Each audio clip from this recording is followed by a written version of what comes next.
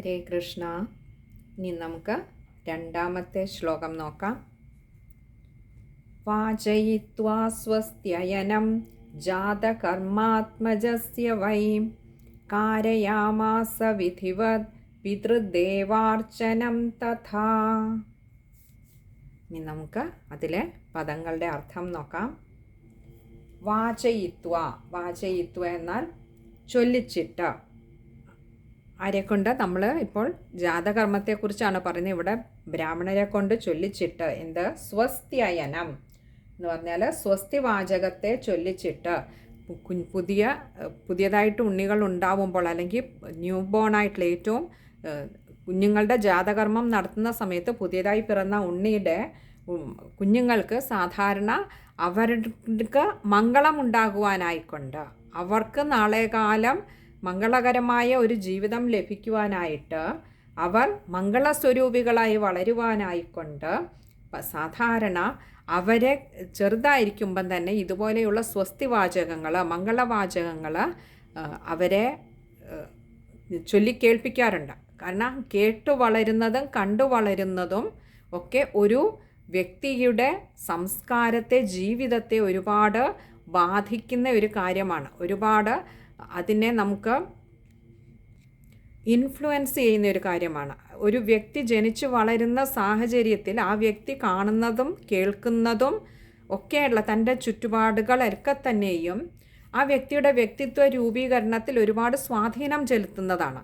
അതുകൊണ്ട് തന്നെ ജാതകർമ്മങ്ങൾ ചെയ്യുമ്പോൾ ആ ഉണ്ണികളെ പറഞ്ഞു കേൾപ്പിക്കുന്നത് ഇതുപോലെയുള്ള മംഗളവാചകങ്ങൾ അല്ലെങ്കിൽ സ്വസ്തിവാചകങ്ങൾ പറഞ്ഞു കേൾപ്പിച്ചു. ജാതകർമാത്മജസ്യ വൈ, ജാതകർമാത്മജസ്യ, ജാതകർമ്മ ആത്മജസ്യ, ഇങ്ങനെ രണ്ട് വാക്കുകൾ ചേരുന്നതാണ് ജാതകർമാത്മജസ്യ. ജാതകർമ്മ എന്നാൽ ജാതകർമ്മം എന്ന ആ ഒരു സംസ്കാരത്തെ, ആത്മജസ്യ, ആത്മജൻ എന്നാൽ പുത്രൻ, ആത്മജസ്യ പുത്രന് വൈകാരയാമാസ എന്നാൽ എന്ന് പറഞ്ഞാൽ ചെയ്യിപ്പിച്ചുവല്ലോ. അപ്പോൾ ഈ സ്വസ്തിവാക്യങ്ങൾ ഈ ഉണ്ണികൾക്ക് കേൾക്കത്തക്ക വിധത്തിൽ ചൊല്ലിക്കൊടുത്തുകൊണ്ട് അവരുടെ ജാതകർമ്മങ്ങൾ ഈ ബ്രാഹ്മണരെ കൊണ്ട് ചെയ്യിപ്പിച്ചുവല്ലോ. ഈ ജാതകർമ്മം എന്ന സംസ്കാരം അങ്ങനെ ചെയ്യിച്ചുവല്ലോ. വിധിവത് എന്നാൽ വിധിപ്രകാരം തന്നെ, അഥവാ വിധിപൂർവം എങ്ങനെയായിരുന്നോ ചെയ്യേണ്ടിയിരുന്നത് അങ്ങനെ തന്നെയാണ് ചെയ്തത്. അപ്പോൾ പിതൃദേവാർച്ചനം തഥാ,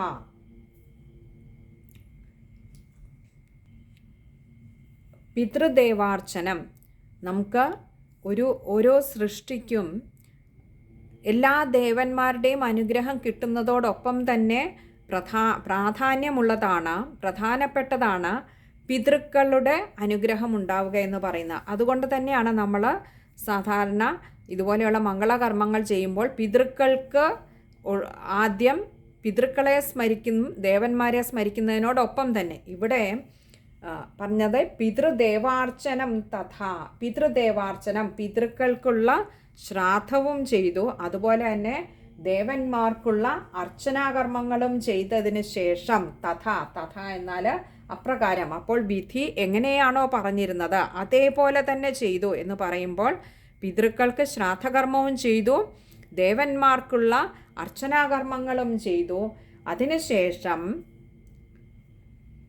ഈ ജാതകർമ്മങ്ങൾ ഉണ്ണികളെ സ്വസ്തിവാക്യങ്ങൾ പറഞ്ഞ് ചൊല്ലിക്കേൾപ്പിച്ചതിന് ശേഷം ജാതകർമ്മങ്ങളൊക്കെ ഈ ബ്രാഹ്മണരെ കൊണ്ട് ചെയ്യിച്ചു.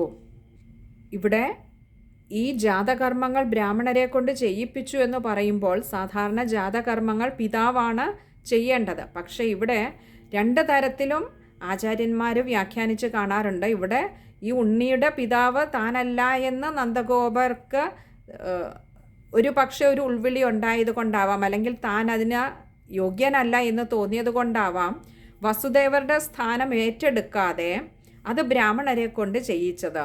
അതുമല്ല എങ്കിൽ തന്നേക്കാൾ എന്തുകൊണ്ടും ശ്രേഷ്ഠരാണ് ഈ ബ്രാഹ്മണർ. അപ്പോൾ അവരെ കൊണ്ട് തന്നെ തൻ്റെ അത്യാഹ്ലാദത്താൽ ആ സൽക്കർമ്മം കൂടി ഈ ബ്രാഹ്മണരെ കൊണ്ട് തന്നെ ഉണ്ണികൾക്ക് ചെയ്യിക്കണമെന്ന് തോന്നിയത് കൊണ്ടുമാവാം അങ്ങനെ ബ്രാഹ്മണരെ കൊണ്ട് ചെയ്യിച്ചത്. അപ്പോൾ ഇനി നമുക്ക് ആ ശ്ലോകം ഒന്നുകൂടി നോക്കാം. വാചയിത്വാ സ്വസ്ത്യയനം ജാതകർമാത്മജസ്യ വൈ കാരയാമാസ വിധിവത് പിതൃദേവാർച്ചനം തഥാ. ഇനി നമുക്ക് ആ ശ്ലോകം വായിക്കുമ്പോൾ ശ്രദ്ധിക്കേണ്ട കാര്യങ്ങൾ.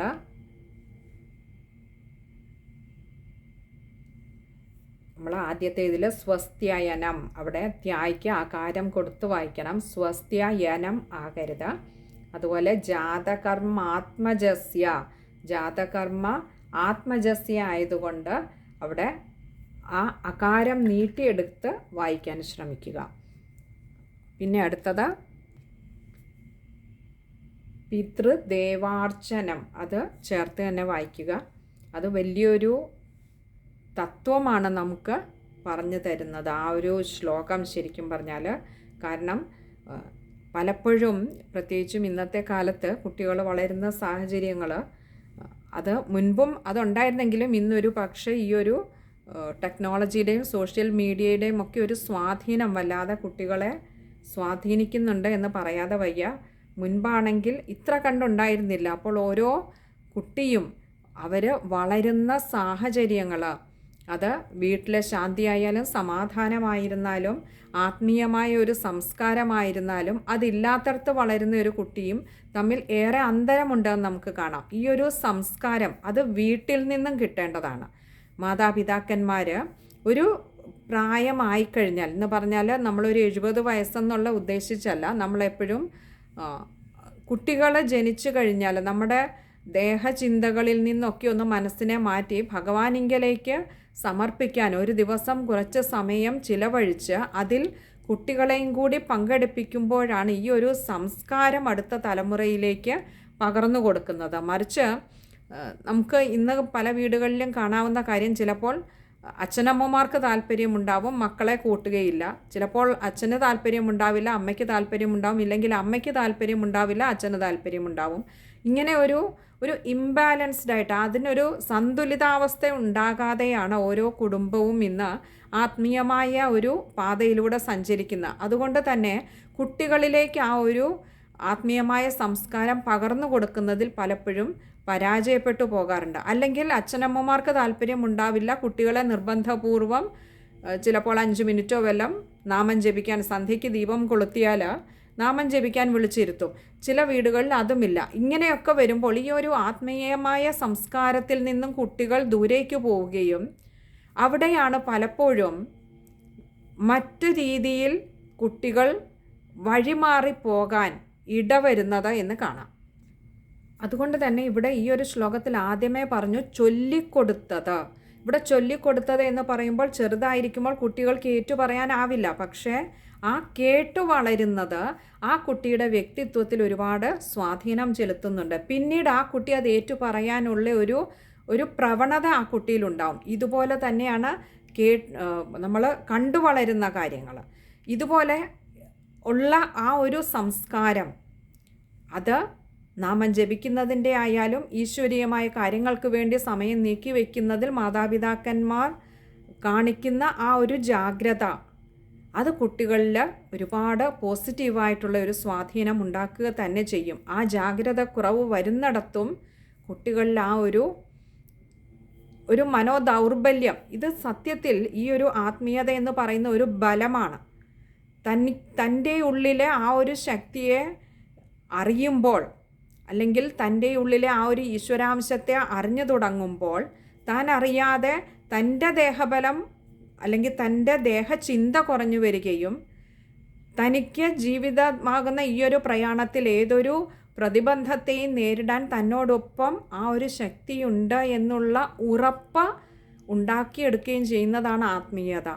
പക്ഷെ അതില്ലാതെ വരുന്നിടത്ത് മനോബലം കുറയുന്നതും നമുക്ക് കാണാം. ഇന്നത്തെ കുട്ടികളിൽ ഒരു പക്ഷേ ഈ ഒരു മനോദൗർബല്യം ഉണ്ടാകുന്നതിൻ്റെ ഒരു പ്രധാന കാരണം ആത്മീയമായ സംസ്കാരത്തിൻ്റെ വീട്ടിൽ കണ്ടും കേട്ടും വളർന്നത് ഇല്ലാതെ പോയതിൻ്റെ ഒരു കുറവ് കൊണ്ടാണ്, അതാണ് ഇതിൻ്റെ ഒരു അടിസ്ഥാനമെന്ന് പലയിടത്തും നമുക്ക് കാണാൻ കഴിയുന്നതാണ്. അപ്പോൾ വലിയൊരു തത്വത്തെ കൂടിയാണ് ഈ ഒരു ശ്ലോകത്തിലൂടെ വ്യാസഭഗവാൻ പറഞ്ഞു വച്ചിരിക്കുന്നത്. അപ്പോൾ നമ്മൾ വായിക്കുമ്പോൾ ശ്രദ്ധിക്കേണ്ട കാര്യങ്ങൾ പറഞ്ഞു. ഇത്രയും കാര്യങ്ങളാണ് ഈ ഒരു ശ്ലോകത്തിൽ നമ്മളൊന്ന് ഓർത്തു വെക്കേണ്ടതായിട്ടുള്ളത്. ഹരേ കൃഷ്ണ.